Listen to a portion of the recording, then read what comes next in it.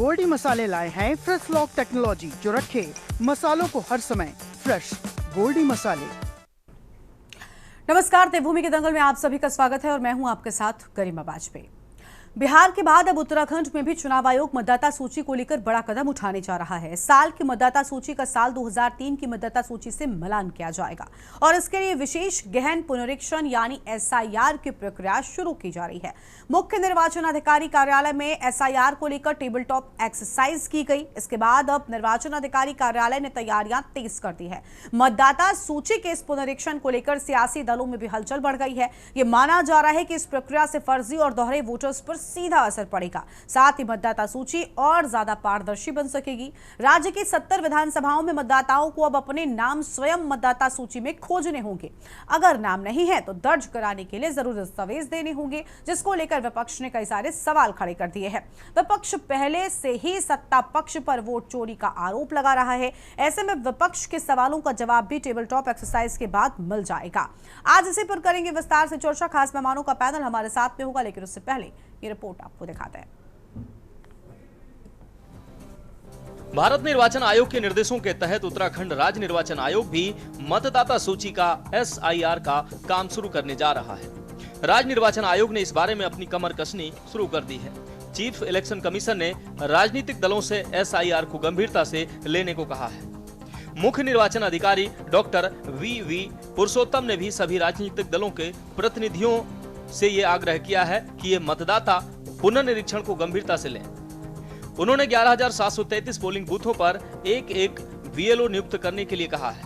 अभी तक कुल 2,744 बीएलओ के नाम निर्वाचन विभाग को मिल पाए हैं। राज्य की 70 विधानसभाओं में मतदाताओं को अब अपने नाम स्वयं मतदाता सूची में खोजने होंगे। यदि नाम नहीं है तो दर्ज कराने के लिए जरूरी दस्तावेज देने होंगे। यदि उनका नाम देश में कहीं और दर्ज है तो उसे हटाना होगा। उत्तराखंड में 2003 की मतदाता सूची के आधार पर एसआईआर लागू किया जा रहा है। भारत निर्वाचन आयोग के अनुसार उसे ये अधिकार है कि वो अनुच्छेद 324 1950 की धारा 21 के तहत मतदाता सूची का पुनर्निरीक्षण कराए। देश भर में उक्त प्रक्रिया अपनाने से लगभग 10 करोड़ मतदाताओं के बाहर हो जाने की उम्मीद है। इससे देश में चुनाव का मत प्रतिशत भी बढ़ेगा।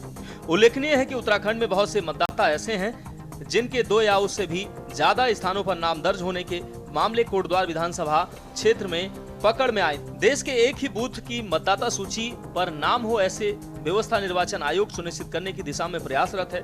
वहीं बीजेपी ने इसका स्वागत किया है। बीजेपी विधायक विनोद चमोली ने एसआईआर का स्वागत करते हुए कहा कि जैसे जैसे डेमोग्राफी सिस्टम चेंज किया जा रहा है, उससे पहले यहाँ की चुनावी प्रणाली को ठीक करना बहुत जरूरी। विनोद चमोली ने बताया कि उनके द्वारा पहले भी मुख्यमंत्री से बिहार की तर्ज पर एसआईआर जारी करने की बात कही थी और अब यह एसआईआर अब जारी होने जा रहा है तो निश्चित ही बहुत सी चीजों का समाधान निकलेगा। विपक्ष को शायद ऐसे मैं तो ये तो नहीं कह सकता, जानकारी की कमी है, वहाँ भी राजनीतिक लोग हैं, लेकिन जो लोकल बॉडीज की वोटर लिस्ट है वो हर बार नहीं बनती है, जबकि जो विधानसभा लोकसभा की वोटर लिस्ट है वो पिछली वाली वोटर लिस्ट चलती है और उसमें कुछ संशोधन होते हैं, नए वोटर जुड़ते हैं, तो दोनों वोटर लिस्टें अलग अलग हैं। तो ये जो आगे चुनाव आने वाले हैं, ये कोई विधानसभा के चुनाव आने वाले हैं, पिछली वोटर लिस्ट का भी संज्ञान इसमें लिया जाएगा। तो इन चुनाव की स्थिति उन चुनाव की स्थितियों में फर्क है, उसको लेकर उन्होंने कहा और हमारी भी आपत्ति रही, बहुत सारे वोट उसमें कटे हुए थे। देखिए, अपनी खिसियाहट मिटाने का काम कर रहा है निर्वाचन आयोग, क्योंकि बिहार में चोरी पकड़ी गई है। किस तरह से आपने 65 लाख लोगों को गायब कर दिया है वोटर लिस्ट से, उसको लेकर कांग्रेस के नेता राहुल गांधी जिस तरह से आप पर लगातार आग बरसा रहे हैं और आपसे सवाल पूछ रहे हैं, जो आपने कर्नाटक के महादेवपुरा में किया, जिस तरह से कल माननीय राहुल गांधी जी ने आपकी वोट चोरी दिखाई है निर्वाचन आयोग की, उसकी खींच मिटाने के लिए, लीपापोती करने के लिए अब आप सारे प्रदेशों में एसआईआर करने की बात कर रहे हैं। सबसे पहले तो उत्तराखंड क्रांति दल का ये मानना है कि जिस प्रकार से बाकी पूरे हिंदुस्तान में जो राजनीति का स्तर गिर गया है, उस ढंग से जब हमने उत्तराखंड की मांग की थी तो उत्तराखंड में ये माना गया था कि उत्तराखंड में इस प्रकार का कोई भी जो नैतिक रूप से या कोई जानबूझ कर संवैधानिक रूप से इस प्रकार के गलत काम नहीं करेगा। लेकिन हमारे दिल्ली के सरकार में दिल्ली जो दिल्ली के कमांड में जो दल यहाँ पर जो कांग्रेस और बीजेपी का राज कर रही है, इन्होंने बाकी जगहों की तरह ही यहाँ पर भी वोटों की चोरी, चाहे मशीन से हो चाहे मतगणना पत्र से हो, वो करना और फिर से सत्ता की धमकी से वो इस प्रकार का गलत काम करते हैं। वहीं वोट चोरी के खिलाफ कांग्रेस द्वारा चलाए जा रहे आंदोलन के दूसरे चरण में राष्ट्रव्यापी हस्ताक्षर अभियान के तहत उत्तराखंड में भी कांग्रेस का हस्ताक्षर अभियान जारी है। प्रदेश उपाध्यक्ष संगठन सूर्यकांत धस्माना ने विधिवत रूप से पार्टी मुख्यालय में पत्रकार वार्ता कर पार्टी पदाधिकारियों व कार्यकर्ताओं के साथ हस्ताक्षर अभियान शुरू कर दिया है। पार्टी कार्यालय में लगे वोट चोरी के खिलाफ हस्ताक्षर अभियान के बैनर पर हस्ताक्षर कर धस्माना ने अभियान के लिए छपे फॉर्म पर हस्ताक्षर किए व उसके बाद पार्टी के वरिष्ठ अधिकारियों व कार्यकर्ताओं ने हस्ताक्षर किए। इस अवसर पर सूर्यकांत धस्माना ने मीडिया कर्मियों को संबोधित करते हुए कहा कि विगत 7 अगस्त को कर्नाटक की एक लोकसभा सीट की एक ही विधानसभा में कैसे चुनाव आयोग की मिलीभगत से 1 लाख से ज्यादा फर्जी वोट की बदौलत बीजेपी ने सेंट्रल बेंगलुरु की हारी हुई सीट जीत ली। धस्माना ने कहा कि राहुल गांधी के इस खुलासे के बाद पूरे देश की जनता इस सच्चाई को जान गई है कि बीजेपी चुनाव आयोग की मिलीभगत से पिछले कई सालों से वोट चोरी करके केंद्र व राज्य में सरकार बना रही है। इसलिए देश भर में वोट चोरी के मुद्दे पर लोग आंदोलित हो रहे हैं। धस्माना ने कहा कि उत्तराखंड समेत देश के हर प्रांत में कांग्रेस पार्टी द्वारा आयोजित वोट चोर गद्दी छोड़ रैलियां में जन सैलाब सड़कों पर उतरा और अब 1 महीने के हस्ताक्षर अभियान में देश भर में 5 करोड़ नागरिकों से वोट चोरी के खिलाफ हस्ताक्षर करवाकर भारत के चुनाव आयोग को सौंपा जाएगा। कांग्रेस का कहना है कि उत्तराखंड की सभी 70 विधानसभाओं से 5 लाख नागरिकों से हस्ताक्षर करवाकर राष्ट्रीय अध्यक्ष मल्लिकार्जुन खड़गे ने लोकसभा में विपक्ष के नेता राहुल गांधी को सौंपा जाएगा। वहीं बीजेपी का कहना है कि कांग्रेस द्वारा जनता के बीच भ्रम फैलाया जा रहा। इसमें 7 अगस्त को राहुल गांधी जी ने जो खुलासा किया, राहुल गांधी जी ने कर्नाटका की एक लोकसभा सीट में किस प्रकार से एक विधानसभा में 1 लाख से ज़्यादा वोटों की हेराफेरी, डुप्लीकेट ट्रिप्लीकेट वोट बना करके किस प्रकार से वोटों की चोरी करने का काम भारतीय जनता पार्टी चुनाव आयोग के साथ मिलकर के कर रही है। इसका खुलासा जब हुआ, पूरे देश में कांग्रेस पार्टी के कार्यकर्ताओं ने वोट चोर गद्दी छोड़ का नारा बुलंद किया और वोट चोर गद्दी छोड़ का ये नारा अब आगे बढ़ते बढ़ते एक जन आंदोलन बन रहा है। इस जन आंदोलन के दूसरे चरण में कांग्रेस पार्टी 15 सितंबर से और 15 अक्टूबर तक पूरे देश में हस्ताक्षर अभियान चला रही है। देखिए, राहुल गांधी जी जब कल प्रेस कर रहे थे, हाइड्रोजन बम को वो फोड़ने की बात कर रहे थे, तो वो तो पूरे देश ने देखा क्या उन्होंने हाइड्रोजन बम फोड़ा। उन्होंने कहा कि मैं लोकतंत्र बचाने के लिए थोड़ा ही हूँ, मैं लोकतंत्र थोड़ा ही बचाऊंगा, मैं विपक्ष हूँ, मैं अपोजिशन में हूँ, मेरा काम दबाव बनाना है। तो कहीं ना कहीं आप समझ सकते हैं कि कांग्रेस का किस तरीके से मजाक पूरे देश के अंदर उड़ रहा होगा। रही बात वोट चोरी की, तो मुझे एक बात बताइए, वोट चोरी तो तब हुए थे जब इंदिरा गांधी जी गलत तरीके से जीत हासिल करी थी और इमरजेंसी लगा दी थी, जब उनके ऊपर सुप्रीम कोर्ट ने जो है केस करने का काम किया था कि आप गलत तरीके से जीती हैं। आपको बता दें कि एसआईआर का उद्देश्य विशेष गहन परीक्षण का मुख्य लक्ष्य मतदाता सूची से अनुपस्थित, स्थानांतरित, मृत और डुप्लीकेट मतदाता नामों को हटाना है ताकि सूची पूरी तरह से सटीक और पारदर्शी हो। राज्य में 2024 तक 83 लाख से अधिक मतदाता पंजीकृत हैं और हाल के पुनर्निरीक्षण में लाखों नए नाम जोड़े गए हैं। अब 2003 की मतदाता सूची के साथ तुलना कर पुरानी एंट्री की गहन जांच होगी ताकि कोई भी पात्र मतदाता छूट न जाए। एसआईआर अभियान को लेकर सत्तारूढ़ और विपक्षों में चर्चा तेज हो गई है। सत्तारूढ़ दल ने इसे मतदाता सूची को पारदर्शी बनाने का स्वागत योग्य कदम बताया है, जबकि विपक्ष ने इसकी समयबद्धता और निष्पक्षता पर सवाल उठाए हैं। उत्तराखंड के साथ साथ पश्चिम बंगाल, तमिलनाडु, असम और केरल जैसे राज्य भी पहले चरण में शामिल हैं। यह अभियान 22 वर्षों में पहली बार इतने बड़े पैमाने पर हो रहा है, जिसका लक्ष्य देश भर की मतदाता सूची को त्रुटि रहित बनाना है। Uttarakhand desk report.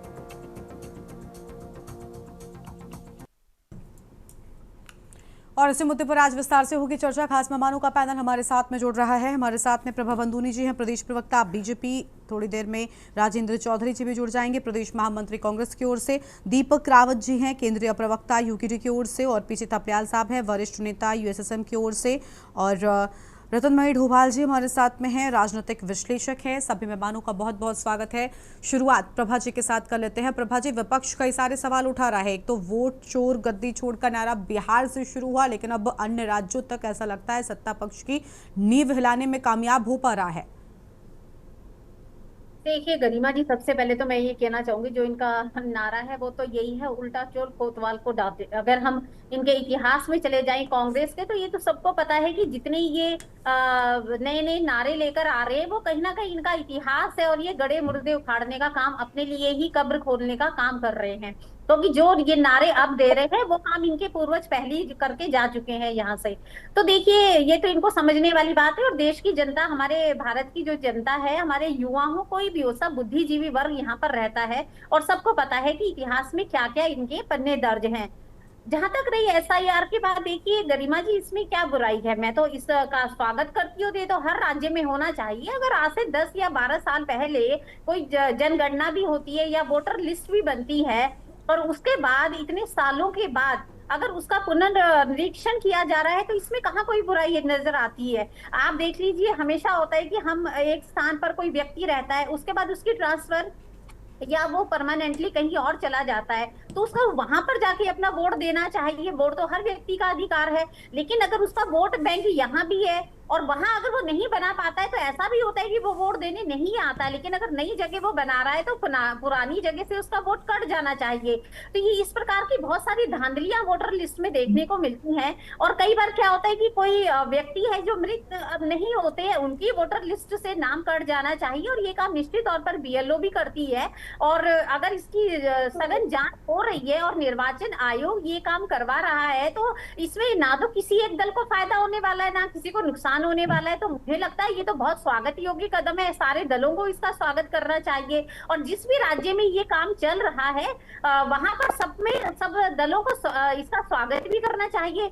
और जबकि निर्वाचन आयोग ने तो खुद बीएलओ भी नियुक्त किए हैं, वो जनप्रतिनिधियों से भी बात कर रहे हैं, हर दल से वो बात कर रहे हैं कि आप अपने जनप्रतिनिधियों को भेजिए, जो आपके अपने बीएलओ हैं उनको भी भेजिए, हमारा सहयोग करिए, और बताइए किन क्षेत्रों में कहां पर किस प्रकार से वोटर लिस्ट में आप लोग हमारी सहायता कर सकते हैं। दूसरा गरिमा जी, आप देख लीजिए, हर साल हर विधानसभा में क्या ऐसा नहीं पाया गया कि बहुत सारे घुसपैठिए वहां पर आ जाते हैं? जब वोटर लिस्ट बनती है, जो लोग वहां पे रहते हैं, कई बार उनका नाम उसमें नहीं होता है, लेकिन जो बाहर के व्यक्ति आते हैं उनका नाम उसमें आ जाता है। तो अब अगर ये प्रक्रिया है कि आपको अपना नाम वोटर लिस्ट में देखना पड़ेगा, अगर नहीं है तो आपको उसके लिए एक फॉर्म भी उसके लिए भरा जाता है, आप अपना फॉर्म भरिए, उसको जमा करवाइए, आपका नाम वोटर लिस्ट में आ जाएगा।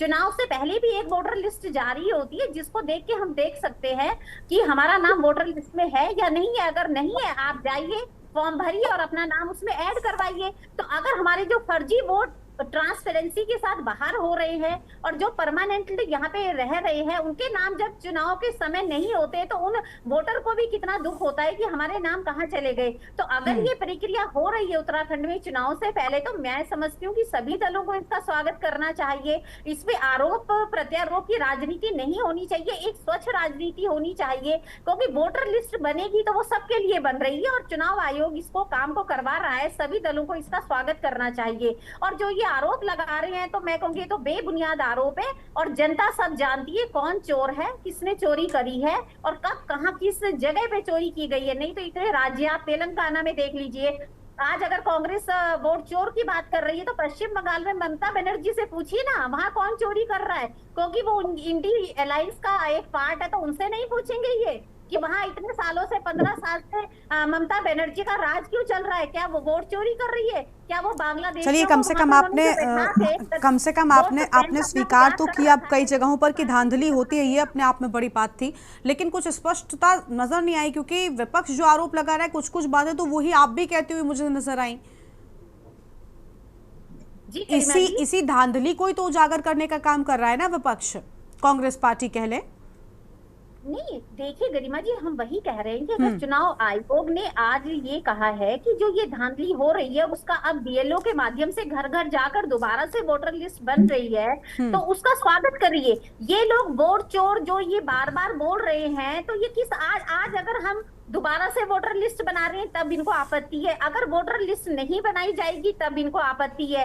तो ये चाहते क्या है कि ना तो वोटर लिस्ट जो पुरानी है उसको रिवाइज किया जाए, जो वोटर लिस्ट पुरानी है उसको ना, जहां इनकी सरकार है वहां तो उनको रिवाइज ना किया जाए, जहां इनकी सरकार नहीं है वहां पर उनको रिवाइज किया जाए। तो ये तो दोगलापन सामने आ रहा है ना। तो इससे तो स्पष्ट हो रहा है कि जो विपक्ष आज जंग सत्ता में बैठा है वहां पर तो वोट बिल्कुल ठीक ठाक है, वहां वोटर लिस्ट बिल्कुल कोई कमी उनमें नहीं है। लेकिन जहां पर भारतीय जनता पार्टी की सरकार है वहां पर इनको वोट चोर नजर आते हैं, वहां पे इनको वोटर लिस्ट में कमियां नजर आती हैं। तो पहले इनको अपने गिरेबान में झांकना चाहिए। और देखिए गरिमा जी, ये तो अभी चुनाव 27 में है, हमारी वोटर लिस्ट तैयार हो रही है। तो आप भी, उन्होंने तो सारे दलों को कहा है कि आप अपने बीएलओ भेजिए, सब लोगों को यहाँ पर बैठना है, आप आइए और हमारा सहयोग करिए। तो यहाँ पे कौन सी, मैं ये पूछना चाहूंगी, मेरा तो प्रश्न विपक्ष से भी ये रहेगा, इनको यहाँ पर कौन सी दिक्कत आ रही है, ये भी समझ से परे है। चलिए, अब राजेंद्र जी जुड़ चुके हैं विपक्ष की ओर से हमारे साथ में, प्रदेश महामंत्री कांग्रेस पार्टी के। बहुत स्वागत सर आपका। राजेंद्र जी, क्या कहना चाहेंगे? आपने प्रभा जी को सुन लिया, उनका कहना है कि ये जो नारा आपका है वोट चोर गद्दी छोड़, ये तो उल्टा चोर कोतवाल को डांटे वाली स्थिति लेकर आ गया। ये नारा बिल्कुल सही है गरिमा। अभी रिसेंट 2025 में नगर 8,000 से ज्यादा वोट पे किस्त पे वो वोट काटी गई। मैंने खुद 200 RTI लगाई है, मैंने खुद एक का भी जवाब नहीं दिया। नंबर 1। नंबर 2, हमारा कहना यह है कि SIR हो, हर साल, हर चुनाव से पहले होती है, और ये कोई ऐसा नहीं है कि कोई पहली बार हो रहा है। हाँ, मैनिपुलेटेड SIR पहली बार हो रहा है। आखिरकार वोट जोड़ने का, वोट काटने का अधिकार राजनीतिक दलों के इशारे पे चुनाव आयोग को नहीं करना चाहिए। जो लोग एप्लीकेशन देते हैं फॉर्म 6, फॉर्म 7, उसका प्रॉपर रिकॉर्ड होना चाहिए। उसकी अगर कोई सूचना मांगता है तो उसे सूचना मिलनी चाहिए। रुड़की की वोट, देहरादून की वोट, चंपावत की वोट, चमोली की वोट बम्बई में, गुजरात में या महाराष्ट्र में बैठ के नहीं कटनी चाहिए। एक वोट काटने का जो अधिकार है, एक व्यक्ति को सिर्फ 5 या 6 वोट पे वो आपत्ति कर सकता है, सिर्फ आपत्ति, काट नहीं सकता। यहाँ ऐसे ऐसे उदाहरण अभी परसों जो राहुल जी ने प्रेस की है उसमें ऐसे ऐसे उदाहरण आए कि एक टेलीफोन नंबर से 40-40, 50-50 लोगों की वोट काटी गई। दूसरी चीज, एक सिंगल एड्रेस पे जिस घर में सिर्फ जो 4 लोग रह सकते हो वहां 4-4 हजार वोट बनाई जा सकती हैं। और मैडम, जहाँ हमारी छोटी बहन प्रभा जी, ये हमें कानून का पाठ पढ़ा रही। गरिमा, हमारे देश में लोकतंत्र है, लोकतंत्र का आधार चुनाव है। अगर चुनाव धांधली से होगा तो फिर लोकतंत्र कहाँ बचेगा? अब से 30, 40, 50 साल पहले हमारे बीच में डोभाल जी भी हैं, थपलियाल भाई साहब भी हैं, चलो दीपक भाई और हम तो इनसे उम्र में कम है। 60-70 के दशक में बूथ कैप्चरिंग होती थी, तो क्या वो उचित था? अगर आज बाय अनफेयर मीन्स या इलेक्शन कमीशन या सरकारी मशीनरी का दुरुपयोग करके सत्ताधारी दल अगर लोगों को मत का अधिकार, जो उसका कॉन्स्टिट्यूशनल राइट है, राइट टू वोट, उससे वंचित कर रहा है, और भाजपा उसका समर्थन कर रही है कि नहीं इलेक्शन कमीशन जो कर रहा है सही है, तो ये शेमफुल उनका एक्ट है लोगों के, उसके लिए बिल्कुल उंगली उठाने से नहीं चलना है। उंगली आप पे बहुत सारी उठी हुई है। इलेक्शन कमीशन दलाल का रोल कर रहा है। प्रभा जी प्लीज बीच में नहीं बोले। प्रभा जी प्लीज प्रभा जी, मैं आती हूँ उसके बाद। करके बैठा हुआ है। इलेक्शन कमीशन में 2 लोग गरिमा सवाल करते हैं, एक अनुराग ठाकुर और एक राहुल गांधी। यही इलेक्शन कमीशन अनुराग ठाकुर से कोई एफिडेविट नहीं मांगता, और लीडर ऑफ अपोजिशन से वो अपेक्षा करता है कि वो उसे एफिडेविट दे। एफिडेविट लेकिन इन दोनों का नाम, ये राहुल गांधी इसी जगह में कैसे नाम आया? हाँ गरिमा, एफिडेविट देगा चुनाव आयोग जिस दिन इस देश में सरकार बदलेगी। आज सारी सरकारी एजेंसियां जिस तरह से अपने दायित्वों को, कर्तव्यों का निर्वहन नहीं कर रही हैं, जिस दिन उन्होंने शपथ ली थी कि मैं निष्पक्ष और भारत के संविधान के अनुरूप कार्य करूंगा, उस शपथ पे मुझे उनसे घृणा हो रही है कि उस शपथ को जो है उन्होंने टांड पे रख दिया। राजनीतिक मतभेद हो सकते हैं, लेकिन इस देश की मजबूती के लिए, इस देश के लोकतंत्र की मजबूती के लिए इलेक्शन फेयर होना चाहिए, चाहे वो उत्तराखंड में हो, गुजरात में हो, महाराष्ट्र में हो, तेलंगाना में हो, बंगाल में हो, आसाम में हो, दिल्ली हो, कहीं भी हो। मेरा सिंगल लाइन का एक ये कमिटमेंट है। और अगर ये लोकतंत्र आज इस मुकाम पे है कि यहाँ सत्ताधारी दल अपने हिसाब से ट्विस्ट कर रहा है, तो ये इस देश की लोकतांत्रिक व्यवस्था के लिए बहुत खराब परिस्थिति है। ठीक है, लौटते हैं आपके पास में। दीपक रावत जी हमारे साथ में है, केंद्रीय प्रवक्ता यूकेडी की ओर से। दीपक जी, अब क्योंकि उत्तराखंड में भी चुनाव नजदीक है, तो अभी से चर्चा शुरू हो रही है और ऐसा लग रहा है कि राजनीतिक फील्ड भी तैयार करने की कोशिश बड़े दलों की ओर से तो कम से कम की जाने लगी है। बिहार में अभी चुनाव है और बिहार के मुद्दे ऐसा लगता है सिर्फ बिहार तक सीमित नहीं, बल्कि एक पूरे नेशनल स्तर पर सामने आ रहे हैं। जैसे एसआईआर का मुद्दा बहुत तेजी के साथ में चुनाव आयोग को लेकर घेरने की कोशिश विपक्ष की ओर से हो रही है। क्या उत्तराखंड में भी इसी पिच पर आने वाला चुनाव खेला जाएगा? देखिए गरिमा जी, विपक्ष ने जो वोट चोर गद्दी छोड़ का जो नारा भारतीय जनता पार्टी के विरुद्ध दिया है, मुझे लगता है उसका असर बहुत दिख रहा है। और वो नारा ऐसे चिपक गया है कि अब जो मौजूदा सरकारें भारतीय जनता पार्टी के जिन जिन राज्यों में हैं, उनको ये साबित करना है कि उनकी सरकारें जो बनी है पूर्व में, वो पूरी पाक साफ बनी है, किसी प्रकार की कोई वोट चोरी का किसी प्रकार का कार्य नहीं हुआ है। लेकिन गरिमा जी, मैं आपका ध्यान आपके कार्यक्रम के माध्यम से थोड़ा 2-3 महीने पीछे ले जाना चाहता हूँ। जो बिहार में एसआईआर का मुद्दा चल रहा है, ये कम से कम 4-5 महीने पुराना है। जब से एसआईआर की घोषणा हुई, 6 महीने पहले, चुनाव से पहले एसआईआर बिहार में होगा, इसकी घोषणा हुई, तो पूरे भारतवर्ष में सभी मीडिया जो चैनल थे, उन्होंने इस पर डिबेट करवाई। अब देखिए इत्तेफाक, देखिए कैसा, उत्तराखंड में पंचायत चुनाव हो रहे थे और पंचायत चुनाव में आज अगर मैं बात करूं, जब आप और मैं वार्ता कर रहे हैं, तो जो भारतीय चुनाव आयोग है वो आप और हमसे 5 प्रश्न पूछ रहा है। वो 5 प्रश्नों में प्रश्न नंबर 3 क्या पूछता है वो हमसे, क्या किसी व्यक्ति का 2 मतदाता सूची में नाम होना चाहिए कि नहीं। मतलब वो चुनाव आयोग, भारतीय चुनाव आयोग हमसे पूछ रहा है और हमारा जवाब है नहीं होना चाहिए। और इसका उल्टा राज्य निर्वाचन आयोग उत्तराखंड, जब पंचायत चुनाव होते हैं तो ये अपने यहाँ से अध्यादेश निकालते हैं कि जिनके 2 नाम है वो पार्टिसिपेट कर सकते हैं, वो उम्मीदवारी भी कर सकते हैं।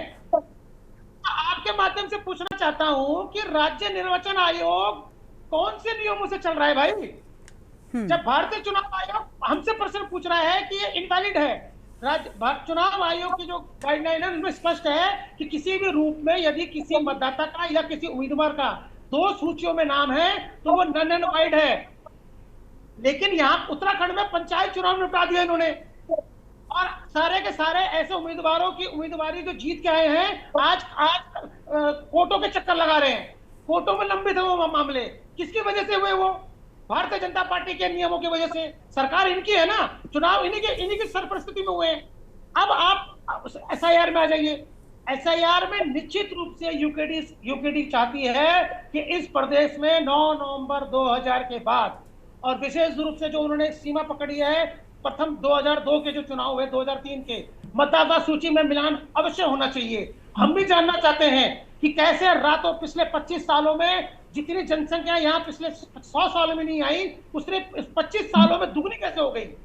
ये प्रश्न तो हमारा भी बनता है क्षेत्र पार्टी होने के नाते कि इतने सालों से संघर्ष करा हमने इस प्रदेश के लिए, तब 65 लाख जनसंख्या थी और आज 1.5 करोड़ हो गई। कहां से आए भाई? कौन सी पॉपुलेशन बढ़ी है? कौन से लोग आए?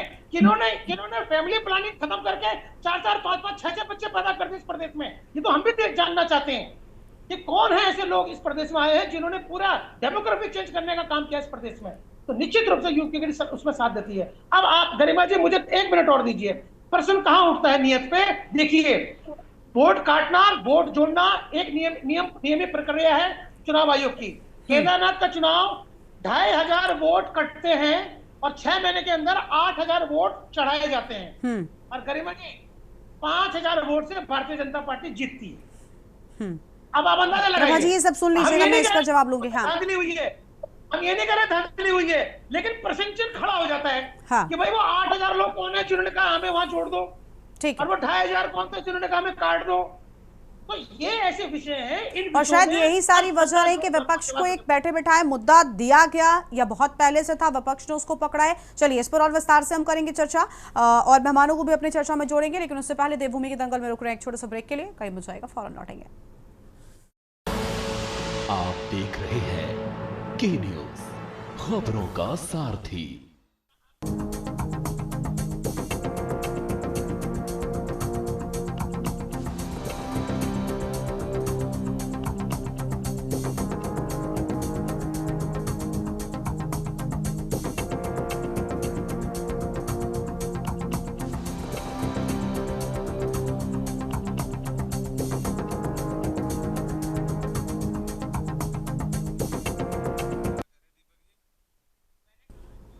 ब्रेक के बाद देवभूमि के दंगल में आप सभी का स्वागत है। चर्चा कर रहे हैं क्योंकि अब बिहार की तरह ही प्रदेश में भी एसआईआर का मुद्दा काफी तेजी के साथ में बढ़ रहा है और वोटर लिस्ट को लेकर चर्चा शुरू हो गई है। खास मेहमान हमारे साथ में लगातार बने हुए हैं।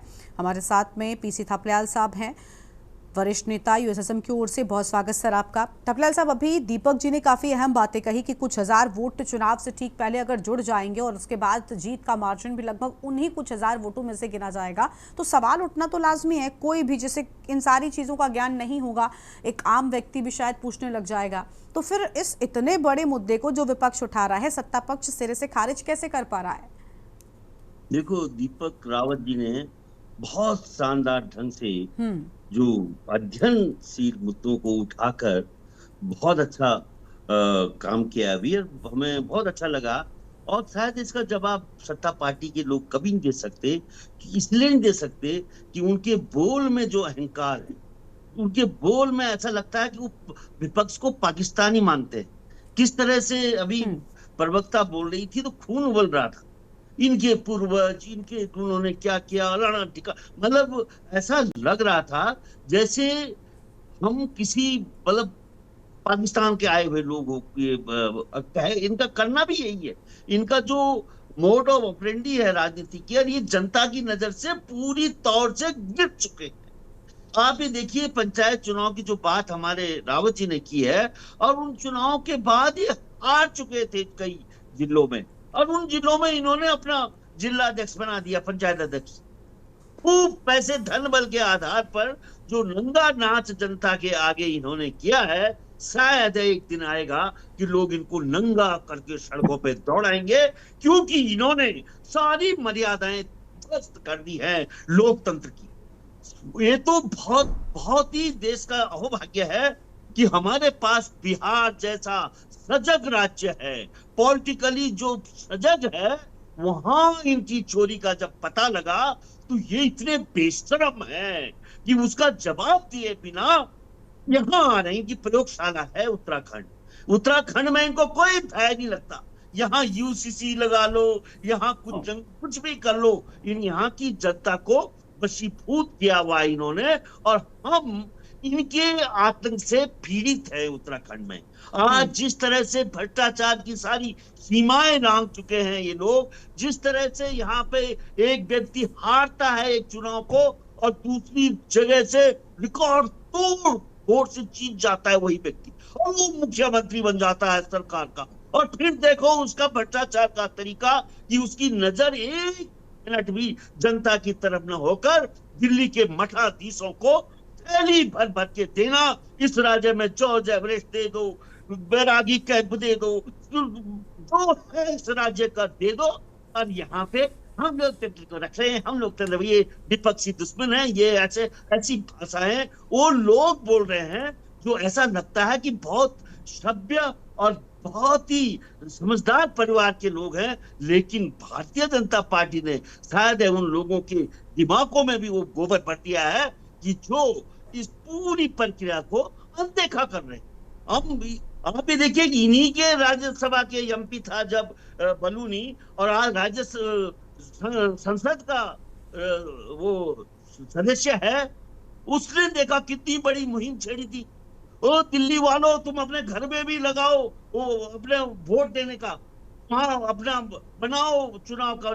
देखिए कितना बड़ा अलोकतांत्रिक मुहिम इनके सांसद ने चलाई हमारे प्रदेश में। उसने दिल्ली के तमाम लोगों का, देहरादून से लोगों को बोला अपने गांव में करो, क्योंकि गांव खाली हो रहे हैं, पंचमहल में तुम्हारे को प्रतिनिधित्व कम हो जाएगा, और इसका एक ही इलाज है कि तुम यहाँ भी अपना वोट कार्ड बनाओ। ये सबको मालूम है। हमें आज उस कटघरे में खड़ा करना चाहिए कि नहीं करना चाहिए उस व्यक्ति? क्या जवाब देगी भारतीय जनता पार्टी की प्रवक्ता कि किस तरह का भूमिका ये लोग निभा रहे हैं, किस तरह की रोल ये कर रहे हैं? जब से ये सरकार 2014 से आई है, इसने पूरे देश को अशांत कर रखा है। कभी नोटबंदी के नाम पे अशांत किया है, कभी गैस के कार्ड को लेके इन्होंने अशांत किया है। इन्होंने ऐसा कर दिया है कि मानो ये लोग हम लोगों को, हम ऐसे, अभी हमें संशय होने लग गया है कि हम इस देश के निवासी हैं कि नहीं। स्थिति आगे बुढ़ापे में देख देख के आज दिन तक मैडम, हम लोग जब तक इस कांग्रेस की सरकार थी, लोगों को पता नहीं चलता था कि कब वोट कार्ड घर में आते थे। सब कुछ घर में काम होता था। आज ये लाइन लगवाएंगे, हमें लाइन सिद्ध करना पड़ेगा कि मैं यहाँ का रहने वाला हूँ। ठीक है, क्या ये तरीका है इन धूर्तों को निश्चित रूप से लोकतंत्र के कलंक के रूप में इस देश में पैदा कर दिए। और वो सबसे बड़ा कलंकित मेरा राज्य हो रहा है, जिस राज्य को गुजरात का उपनिवेश बन चुका है।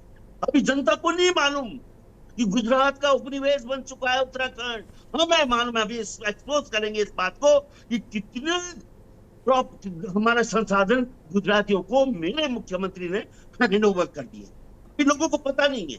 ठीक है, चलिए ठीक है थपलियाल साहब, लौटते हैं आपके पास में। रतन भाई डोभाल जी को भी जोड़ लेते हैं, हमारे साथ में काफी देरी से जुड़े हुए राजनीतिक विश्लेषक है। बहुत स्वागत सर आपका। डोभाल जी, क्या कहना चाहेंगे? मतदाताओं को अब खुद भी काफी अहम कदम उठाने होंगे। सूची के पुनरीक्षण की बात सामने आ रही है और जिसके बाद विवाद दोनों ही पक्षों के बीच में शुरू हो चुका है। ऐसा लगता है बिहार के बाद जिन जिन प्रदेशों में चुनाव होगा वहां तक ये पूरा मुद्दा जाएगा, क्योंकि मैंने पहले भी कहा कि ये सिर्फ बिहार तक सीमित नहीं रहा, ये अब राष्ट्रीय स्तर का मुद्दा बन गया और विपक्ष कोशिश कर रहा है कि इसको ही तैयार किया जाए और इसी पिच पर आगे के चुनावों को भी बढ़ाया जाए। गरिमा, देखिए हम ये तो जो संविधान है, संविधान के अनुसार ही सब चीज होंगे। हमारा संविधान कहता है 1 मैन 1 वोट का अधिकार वो हमको मिला है, देश के प्रत्येक नागरिक को दिया है। वो चाहे पेड़ के नीचे भी हो तो उसको भी वो अधिकार है कि वो उसका वोट हो और वो अपना मतदान कर सके। ये संविधान की व्यवस्था है।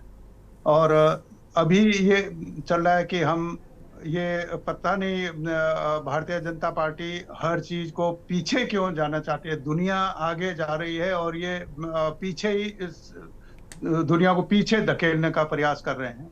आप 2 दशक पहले पीछे जा रहे हैं। ये कौन तय कर रहा है ये सारी चीजें? भाई आपने अभी 2022 में मतदाता, अगर आपने पुनरीक्षण करना है, कोई गलतियां कहीं हो गई हैं तो उससे आप कीजिए, आप वहां से कर रहे हैं। फिर इसमें जो चीजें पारदर्शी होना चाहिए, ये तो बात अपने आप में सही है। कौन सा नागरिक है देश का जो कह रहा है कि पारदर्शी मतदाता सूची नहीं होनी चाहिए? लेकिन आप मतदाता सूची को राजनीतिक दलों के एजेंटों के माध्यम से बनाएंगे तो वो पारदर्शी कैसे हो जाएगी? ये तो आपका निर्वाचन विभाग है। अब बीएलओ घर घर जाते हैं, हर समय जाते हैं, कोई ये नई बात नहीं है। तो वो उनका काम है। और फिर राजनीति वो उनका प्रकाशन होता है, राजनीतिक दलों को कहा जाता है कि आप जांच कर लीजिए, कोई अगर वोट छूट गया है तो वो उसका फॉर्म भर दीजिए, वो नाम उसमें जुड़ जाएगा। और अब आप ये कह रहे हैं, हो सकता है कि सपोज हमारे पास क्षेत्रीय राजनीतिक यूकेडी है, अब जितने बूथ आप बना रहे हैं 11,700 नहीं, वो उनके पास इतना फुल टाइम वर्कर जो वो आपको बैठा सके 1 महीने तक, जब तक वो मतदाता सूची तैयार नहीं हो। तो ये कैसे होगा? आप उन चीजों को आप बदल क्यों रहे हैं? आपका पास पूरा स्टाफ है, वो जब लगता है बीएलओ घर घर जाता है, या तो आप ये कहें कि आपको बीएलओ पे भी भरोसा नहीं रहा है। बीएलओ भी घर, जबकि आधे उसमें बीएलओ तो आपके नियुक्त किए हुए हैं, आप उनसे अपने दफ्तरों में बैठ के भी वोटर लिस्ट बनवा रहे हैं। तो आप ये जो प्रैक्टिस कर रहे हैं, ये क्यों कर रहे हैं? दूसरा, खास तौर से हमारे राज्य, हम तो यहाँ पर जो लोग सवाल है डेमोग्राफी चेंज का सवाल है, वो इससे जुड़ा हुआ है। तो लेकिन ये सब इतना बहुत सहज नहीं है कि आप यहाँ रहता हुआ किसी व्यक्ति को, उसको मतदाता सूची से बाहर कर दें। आप उसको मतदान के अधिकार से वंचित नहीं कर सकते। वो सिर्फ जो विदेशी नागरिक हो उसी को आप कर सकते। भारत का नागरिक किसी भी कोने से हो, किसी भी नस्ल का हो, वो यहाँ मतदान कर सकता है। देश में कहीं भी उस जहाँ वो रह रहा है, उसको आप बाहर नहीं कर सकते। ये बहुत बड़ा एक बवंडर देश में चाहते हैं, और ये बवंडरी पार्टी है, इसको बवंडर ही चाहिए। ऐसे समय में इस राग को छेड़ रहे हैं ये, जब हर घर पीड़ित है उत्तराखंड में। ये आपदा के जख्म पे लोगों के लाशें नहीं मिल रही हैं, लोगों की गोदें सुनी हो गई हैं, लोगों के सिंदूर मिट गए हैं, वो अपने इस काम में लगे हुए हैं। आप ये कह रहे हैं कि पहले तुम मतदाता सूची अपना ठीक करा लो। जब ये इसलिए भी लोग आवाज उठा रहे हैं। कल ही हमारे यहाँ शिक्षक कितने आए देहरादून में, वो सब कर रहे हैं। ये सारे इन जो लोगों के सवाल हैं, उनसे ध्यान बटाने के लिए ये अपने सवालों पर लोगों को ले आते हैं। आप इसमें उलझे रहिए, अपनी मतदाता सूची को ठीक करें। ये इसके लिए तो विभाग बना हुआ है, आप तनख्वाह दे रहे हैं, जब जनता का पैसा उस पर विभाग पर खर्च हो रहा है, सब वहाँ नौकरी कर रहे हैं, वो क्यों नहीं कर रहे हैं? वो उसका प्रकाशन करने लोग अपना मतदाता सूची देख लेंगे। लेकिन इनको लोगों को उलझा के रखने का ये काम है। और फिर वही सवाल आएगा जो बिहार में जो नारा लिया, जिस तरह से लोग उमड़े हैं, वो चाहते हैं कि सारे प्रदेशों में ये सब कुछ हो, और सारा जोर इनका क्या है, वो सिर्फ इनको छांटने मुसलमान, इसके अलावा कुछ नहीं छाट रहे। ये वो अल्पसंख्यकों पे हमला है, सीधा सीधा उन पे हमला करते हैं कि भाई ये नहीं है। मतलब मेरा पास घर ही नहीं है, मैं पेड़ के नीचे पड़ा हुआ हूँ, तो मैं आपका वो फार्म कैसे भर लूंगा, कहाँ से वो साक्ष्य लाऊंगा? हो ही नहीं सकता। तो ये बहुत उलझने वाला काम ये करा रहे हैं। पारदर्शी होने चाहिए मतदाता सूची। हम फिर करें, हम उसका बुरे, लेकिन वो आप क्यों जा रहे हैं 2 दशक पीछे? ठीक है, आप जवाब ले लेते दोनों ही पक्षों से। आप सरकार चला रहे हैं, जिन मतदाता सूचियों पर आप सरकार में बैठे हुए हो, वो तो आप छोड़ दीजिए कि ये सब मतदाता सूचियां गलत थी, हम गलत चुने गए हैं, हम ये सरकारों को भंग कर रहे हैं, नई सूची बनाएंगे, उसके बाद जो चुनाव होगा उसमें जीत के आ जाएंगे। आप वो भी नहीं करेंगे, सत्ता में भी रहेंगे। चलिए, अब प्रभा जी से जवाब ले लेते हैं। प्रभा जी, ठीक है, प्रभा जी से हम जवाब लेते हैं, उसके बाद राजेंद्र जी आपके पास में आएंगे। प्रभा जी, क्या कहना चाहेंगे? अभी दीपक रावत जी ने काफी अहम बातें कह लें या सीधे तौर पर आरोप कह लें लगाए थे मार्जिन को लेकर। अभी डोभाल जी को आपने सुन ही लिया। देखिए गरिमा जी, राज्य में जब भी चुनाव होते हैं वो नियम कानून के तहत ही चुनाव होते हैं। इससे पहले भी देखिए, जब राज्य की जनता ने वोट किया था तो नियम कानूनों के तहत ही वो चुनाव हुए थे, और उसी के तहत जो भी उस वक्त प्रश्न आए थे कि ऐसा नहीं होना चाहिए, तो वो जो चीजें ये बता रही है वो सारे कोर्ट में है, और जब भी कोर्ट का निर्णय आएगा तो सब उन चीजों का पालन करेंगे, और जो भी निर्णय आएगा सर्वसम्मति से उसको स्वीकार भी किया जाएगा। इसमें कोई दो राय नहीं है, क्योंकि कई बार ऐसा भी होता है जब चुनाव होते हैं तो उसके बाद बहुत सारी चीजें सामने आ जाती हैं, तो उसका जब वो चीज ये खुद ही बोल रहे हैं, अभी इन्होंने खुद ही ये चीज एक्सेप्ट करी है कि हाँ वो चीज कोर्ट में है, तो जैसे उसका निर्णय आएगा तो वो लोग उसको स्वीकार भी करेंगे, चाहे वो कोई भी हो, किसी भी दल का हो। दूसरी बात मैं कहना चाहूंगी कि थपलियाल जी तो बार बार इनका कनेक्शन तो जहां बीजेपी है वर्सेस गुजरात है, तो देखिए अब तो मुझे लगता है हर डिबेट में जहां ये होंगे बीजेपी वर्सेस गुजरात को जाएगी। अब इनको अच्छा लगे या बुरा लगे, लेकिन इनकी ये जो मंशा है मुझे लगता है उससे इनको थोड़ा सा मेच्योरिटी की तरफ आना चाहिए, और बार बार देश के प्रधानमंत्री को इंगित करते हुए इनको ये बातें नहीं बोलनी चाहिए। आज उत्तराखंड का नाम देश के अग्रणी राज्यों में शुमार हो गया है। और जो हमारे राज्य का नाम अगर मैं आपको कहूँ, क्योंकि आप इस राज्य की ज्यादा बात करते हैं, तो हमारे देश का नाम भी 2014 के बाद ही विश्व पटल पर इतना ज्यादा आया है। कांग्रेस की सरकार जो 70 सालों तक रही है, उसने कोई ऐसा कीर्तिमान स्थापित नहीं किया है। बार बार हम उनके पूर्वजों का नाम क्यों लेना इसलिए जरूरी हो जाता है। राजेंद्र जी मैं आती हूँ, बस इसके बाद आपके पास ही आती हूँ प्लीज। अरे मैथुर बनो, गांधी जी ने तो केवल बड़ी मीठी लग रही हो। ठीक है, थपलियाल साहब प्लीज। इमरजेंसी लगवा दी थी। तो ये तो वो लोग हैं जो लोकतंत्र को, संविधान को जेब में लेके घूमते हैं। और आप सारे आरोप कांग्रेस पर मढ़ रही हैं। आप पर जो आरोप लगाए गए आप उनका जवाब दीजिए, बस कांग्रेस को छोड़ दीजिए। कांग्रेस के प्रवक्ता बैठे हैं अपने जवाब देने के लिए। कांग्रेस पर आपने अपने आरोपों पर कोई ध्यान नहीं दिया। मैंने कहा दीपक जी ने बहुत बड़ी बात कही थी मार्जिन पर, दीपक जी की बात आपने नहीं सुनी, मैंने सवाल में भी जोड़ी थी। आप क्या उत्तराखंड के नहीं है तो आपके दिमाग में भी गोबर भरा हुआ होगा। फिर तो मैं ये कहना चाहूंगी, प्रभा जी प्लीज। जी ने क्या नारा दिया था, उन्होंने प्रभा जी मैं क्या कह रही हूँ, प्रभा जी किसी पर भी ऐसी टिप्पणी मत कीजिए मैम प्लीज। आप किसके दिमाग में गोबर भरना चाह रही हैं? एक दूसरे पर ऐसी कोई टिप्पणी मत कीजिए। अगर कोई जिम्मेदार व्यक्ति उत्तराखंड के खनिज को, खनन को, पर्यावरण को, हमारे जो धरोहर को बचाने की बात कर रहा है, तो आप उसके दिमाग में गोबर भरा हुआ बताएंगे? देखिए प्लीज प्रभा जी, फिर आपको कोई बोलेगा तब मुझसे मत बोलिएगा। प्रभा जी फिर राजेंद्र जी रुक जाइए। राजेंद्र जी प्लीज रुक जाइए। राजेंद्र जी आप प्लीज रुक जाइए तो मैं बोलूँ ना, आप रुकेंगे? प्रभा जी आपको आवाज मिल रही है क्या? अब सब एक साथ बोलेंगे तो किसी की आवाज नहीं आएगी। राजेंद्र जी प्लीज शांत हो जाइए। राजेंद्र जी प्लीज। और प्रभा जी अभी आपको कोई बोलेगा फिर आप मुझसे मत कहिएगा, फिर सुनने के लिए तैयार रहिएगा। इसलिए कृपया करके ऐसी कोई टिप्पणी मत कीजिए किसी को लेकर, एक दूसरे को। कम से कम आप लोग एक दूसरे को लेकर तो मत बोलिए, पार्टी की बात रखिए ना। और प्रभा जी आपके पास कोई जवाब नहीं था। मैंने कहा दीपक रावत जी ने ये तक बोल दिया था कि मार्जिन इतना कम होता है, जितने वोट बढ़े उसके भीतर ही मार्जिन है, आप समझिए। उस पर कोई जवाब नहीं है, बस कांग्रेस पार्टी को लेकर आपको खड़े हो जाना है। वोटर लिस्ट बन रही है तो पहली बात मैंने आपको यही कहा था कि ये ट्रांसपेरेंसी से बन रही है, तो उसमें ये जो लोग नहीं मैम, आपकी जो आपकी पार्टी पे आरोप लगाए गए उन पर बोलिए ना। जाके इन्होंने सीधे भाजपा वर्सेस मोदी कर दिया। इन्होंने वोटर लिस्ट जो नहीं, SIR पे कोई बात नहीं करी। तो आप अरे वो तो वोटर लिस्ट को ही बोल रहे थे मैडम, आप नहीं बोल रहे हो, ठीक है चलिए लौटेंगे आपके पास में। राजेंद्र जी को सुन लेते हैं। देखिए प्रभा जी अगर सवाल का जवाब नहीं देंगे आप ही की पार्टी के पक्ष कमजोरी के साथ में सामने आएगा। आपको चाहिए जो आरोप आप पर लग रहे हैं उनको जस्टिफाई कम से कम करने का प्रयास तो कीजिए। आप नए आरोप दूसरों पर लगाना शुरू कर दे रही हैं, इससे आपके आरोपों पर कोई कमी नहीं आ रही है। ठीक है राजेंद्र जी आप बोलिए अब। मैडम प्लीज बीच में मत बोलेगा, आप शांत हो जाइए मैडम प्लीज। चलिए राजेंद्र जी आप बोलिए। का काम ये कर रही है और जिस प्रकार राहुल गांधी। प्रभा जी आपको सुनाई नहीं देता है क्या? प्रभा जी प्लीज मैडम शांत हो जाइए, हो गया। Prabha ji please madam please, विनती है आपसे शांत रहिए।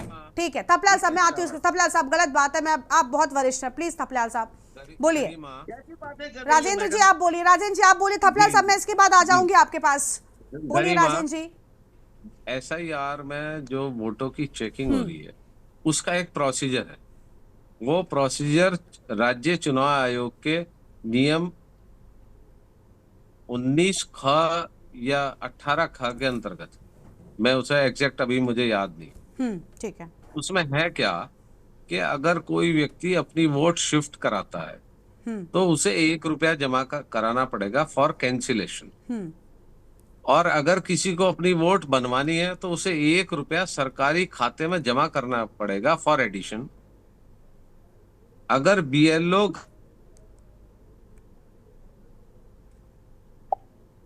राजेंद्र जी मैं माफी चाहूंगी, आपकी आवाज नहीं आ रही इसलिए आपको रोकना पड़ रहा है। राजेंद्र जी आपकी आवाज नहीं आ रही सर, प्लीज। थपलियाल साहब को हम तब तक सुन लेते हैं, उसके बाद आपके पास में आएंगे। थपलियाल साहब आप बोलिए सर क्या कहना चाहेंगे, और मुद्दे तक रहेगा प्लीज। मैं भी चाहती हूँ कि आप वरिष्ठ हैं, आप किसी पर कोई टिप्पणी मत करिए ऐसी।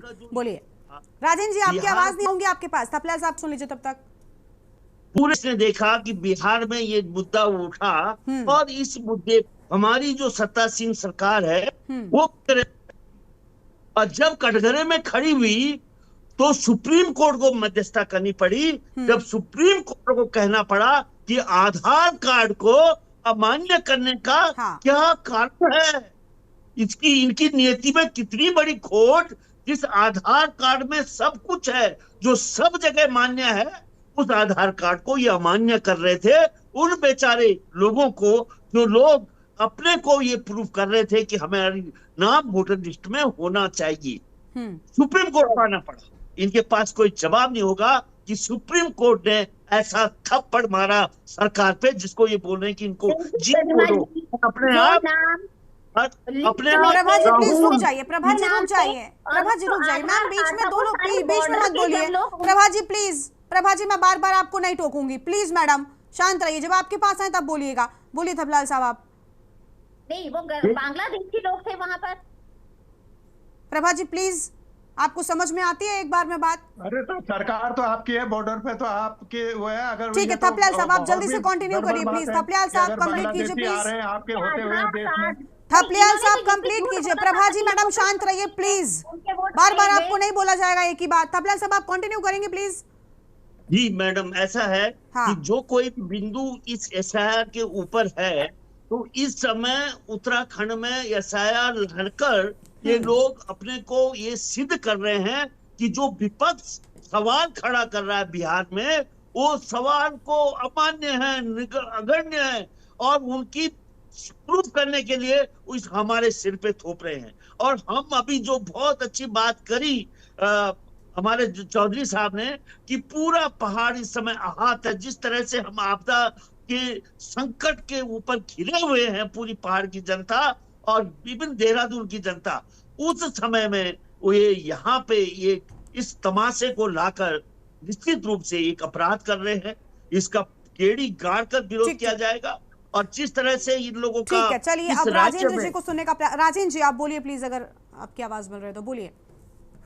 गरिमा मेरी आवाज आ रही है? जी बोलिए सब बोलिए। गरिमा मेरा कहना ये है कि ये रेगुलर प्रोसेस है वोट लिस्ट को चेक करने का, उसमें नाम जोड़ने का, काटने का। उसकी एक जो है तरीका है कि अगर आपको अपना नाम शामिल कराना है तो आपको 1 रुपया जमा करके अपनी आईडी, अपने पेपर सारे देने पड़ेंगे, उसकी जांच होगी, आपका नाम जुड़ जाएगा। अगर आपको अपना नाम हटाना है, किसी अन्य राज्य में ले जाना है, तो भी आपको पहले कैंसिलेशन का फॉर्म भरना पड़ेगा, उसके लिए 1 रुपया सरकार के खाते में जमा करना पड़ेगा, फिर आपका जो है नाम कट जाएगा। लेकिन जो एसआईआर पिछले दिनों हुई है, जो वोटर लिस्ट बनी है, उनमें इस प्रोसीजर को फॉलो अप नहीं किया गया, नहीं किया, इसीलिए ये इतनी बड़ी वोट चोरी जो पकड़ी गई। दूसरा मेरा कहना यह है कि हम जो है इस देश को मजबूत जब ही बना सकेंगे जब हमारा लोकतंत्र जो है, जो हमारी डेमोक्रेटिक वैल्यूज है, वो फेयर होंगी। फेयर होने के लिए हमें फेयर इलेक्शन की जरूरत है। फेयर इलेक्शन से हम फेयर सिलेक्शन करेंगे, जो फेयर गवर्नमेंट बनेगी वो सबके लिए काम करेगी। अभी जैसे थपलियाल जी कह रहे थे कि हमारे राज्य में, देखो हमारा बहुत छोटा राज्य है जिसकी जनसंख्या भी 1-1.5 करोड़ है। उसमें हमारे पास जो खनिज है, जो हमारे पास प्राकृतिक वो है, हमारे गॉड गिफ्टेड है, संसाधन है, हम चाहते हैं उन पे पहला अधिकार हमारा हो। यहाँ गुजरातियों का हो गया, अब ऐसे ही सरकार हो जाएगी। आप गौर करिए, अगर हमारे यहाँ, मैं अपनी छोटी बहन से भी कहना चाहूंगा, अगर 2022 का जो चुनाव हुआ है उस वोटर लिस्ट को आप सही मानती हैं तो फिर बदलाव की क्या जरूरत है, और अगर वो वोटर लिस्ट आपकी गलत है तो आप गलत चुन के आए। बताना चाहूंगी चुनाव अभी जब आपका टर्न आएगा आप तब बताइए। ठीक है प्रभा जी प्लीज मैम रुक जाइए, क्लोजिंग टाइम है, बीच में मैं आखिरी रिएक्शन आपका ही लूंगी मैडम। दोनों का मैच नहीं होता है, हर बार वो वोटर लिस्ट बदली जाती है। इवन जो मतदान केंद्र होते हैं नगर निगम के साल में 3 बार बदली जाती है। प्रभा बडोनी, मैं 20 साल से यही काम करता हूँ, मेरी कोई परचून की दुकान नहीं है। ठीक है प्रभा जी मैं आखिरी रिएक्शन आपसे लूंगी, प्लीज मैडम रुक जाइए जल्दी से। राजेंद्र जी ठीक है, आपकी बात निकल कर आ गई। देखिए हम प्रभा जी से भी जवाब लेंगे। राजेंद्र जी क्लोजिंग टाइम में प्लीज, और मेहमानों को भी छोटा सा रिएक्शन ले लेते हैं। ठीक है दीपक रावत जी कुछ कहना चाहेंगे सारी चर्चा पर आप? लिस्ट है वो फेयर होनी चाहिए। दीपक जी, हाँ ठीक है, राजेंद्र जी, राजेंद्र जी हो गया, दीपक रावत जी को सुने। दीपक जी बोलिए। देखिए गरिमा जी, जो प्रश्न मैंने करे उसके जवाब भारतीय जनता पार्टी के प्रवक्ता ने बिल्कुल नहीं दिया। हाँ, सहमत मैं आपसे, बिल्कुल नहीं दिए। देखिए क्योंकि देखिए जिस तरह के संवैधानिक परिस्थिति उन्होंने बना दी है, जो जीते हुए प्रतिनिधि हैं 6 महीने बाद अगर उनके खिलाफ रिजल्ट आता है तो वो चुनाव दोबारा कराना पड़ेगा। हाँ। तो उसका जो अतिरिक्त भार है वो तो हम पे पड़ेगा ना, आम आदमी पे पड़ेगा, वो तो राज्य पे पड़ेगा। इसका ध्यान नहीं दिया, सिर्फ अपने लोग जीत के आए इसका ध्यान रखा, ये नियमों का पूरा उल्लंघन किया गया पंचायत चुनाव में। तो इसका जवाब भारतीय जनता पार्टी को भविष्य में देना पड़ेगा। बात तो यही है कि जवाबदेही नहीं होती है, जब जवाब देने की बात आती है तब जनरलाइज बातें करके खत्म करने का प्रयास होता है। प्रभा जी, मैडम कुछ कहना चाहेंगी? लोग तो यही कह रहे हैं कि आपने जवाब ही नहीं दिया, सही गलत अच्छा बुरा किनारे गया। आरोप गरिमा जी, आरोप लगाना विपक्ष का काम है। देखिए आज तक अरे भाई ये तो आपके सफाई देना भी तो सत्ता पक्ष का काम है ना। चलिए ठीक है, आरोपी करार दे दीजिए। ठीक राजेंद्र जी, अब राजेंद्र जी अब वही चीज आप दोहरा रहे हैं, प्लीज शांत हो जाइए। ठीक राजेंद्र जी, ठीक, अब उनको सुनने तो दीजिए कम से कम, क्योंकि इनको अपने राज्य की जनता पर विश्वास नहीं है। प्रभा जी जनता पर विश्वास नहीं है, जनता ने उनको वोट दिया, सबको पता है। प्रभा जी सुनेंगे आप सवाल मैडम? प्रभा जी आपको सुनाई नहीं देता क्या? प्लीज मैडम सुना तो करिए कम से कम। आप जनरलाइज बातें करके क्यों चली जाती हैं? अभी दीपक जी ने ये कह दिया ना कि आप जवाब ही नहीं दे रही, आपसे क्या सवाल किया जाए? क्या पूछा है उन्होंने, बताइए आप। मार्जिन वाली बात पर पहले भी आपने जवाब नहीं दिया। उनको पहले ही बता दिया है कि जो केस कोर्ट में लंबित है, जब उसका आ जाएगा वहां से, जो भी वहां से निर्णय आएगा सर्वसम्मति से उसका पालन मैंने पहले ही कहा था जनरलाइज जवाबों से खत्म करेंगे अगर तो कैसे चलेगा? प्रभा जी जब तक पार्टी की मैं एक सेकंड मुझे दे दो, एक सेकंड। आप कह रही है विपक्ष का काम है आरोप लगाना, सफाई देना आपका काम होना चाहिए। प्रभा मैं आपसे एक सवाल पूछता हूँ कि राज्य चुनाव आयोग ने अपनी गाइडलाइंस में, अपने रूल बुक में लिखा है कि अगर एक व्यक्ति की 2 जगह वोट है तो वो सही है, और केंद्रीय चुनाव आयोग का निर्देशन ये है एज पर SIR एक व्यक्ति की हिंदुस्तान में एक जगह वोट हो सकती है। आपने उस पर जवाब। चलिए ठीक है, देखिए उम्मीद ये है कि कम से कम आने वाले वक्त में बिहार की तरह ही उत्तराखंड में भी SIR प्रक्रिया के चलते ज्यादा विवाद ना हो, स्थिति स्पष्ट हो और मतदाताओं को उनका वोट का जो अधिकार है वो जरूर मिले। शुक्रिया आप सभी मेहमानों का हमारे साथ चर्चा में आने के लिए, अपनी बात रखने के लिए। तो SIR प्रक्रिया की शुरुआत उत्तराखंड में भी होने लगभग लगी है और इसी के चलते अब सियासत भी काफी तेजी के साथ में गरमा रही है। एक तरफ सत्ता पक्ष है जो कह रहा है कि बिहार की तरह ही विपक्ष यहाँ पर भी सिर्फ आरोप लगाने का काम कर रहा है और उल्टा चोर कोतवाल को डांटे जैसी स्थिति भी बना रहा है। इस बुलेटिन में इतना ही। आप देखते रहिए के न्यूज़ इंडिया।